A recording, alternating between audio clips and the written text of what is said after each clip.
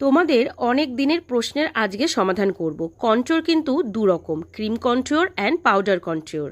Base makeup করার পরে আমরা ডার্ক অ্যান্ড ডিপ একটা কালার দিয়ে আমাদের ফেসটাকে আমরা কিন্তু কার্ভ আউট করি, প্রপার শেভে আনার জন্য ক্রিম কন্ট্রোর করে থাকি। অ্যান্ড দেন ক্রিম কন্ট্রোরটাকে সেট করার জন্য আমরা এইভাবে একটা পাউডার ব্রনজার ইউজ করি, যেটাকে আমরা ব্রনজিংও বলতে পারি।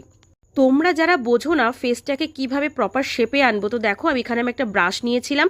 ব্রাশ নিয়ে আমার কান থেকে সোজা করে একটু জ লাইনের দিকে নিচে বরাবর আমি এখানে পাউডার ব্রনজিং করে নিচ্ছি। এবারে জ লাইন কিভাবে তোমরা ব্রনজিং করবে সেটা দেখো, দাঁতটাকে একটু সামনের দিকে, মুখটাকে একটু উঁচুর দিকে করলেই আমাদের জ লাইনটা কিন্তু পরিষ্কার বোঝা যাচ্ছে।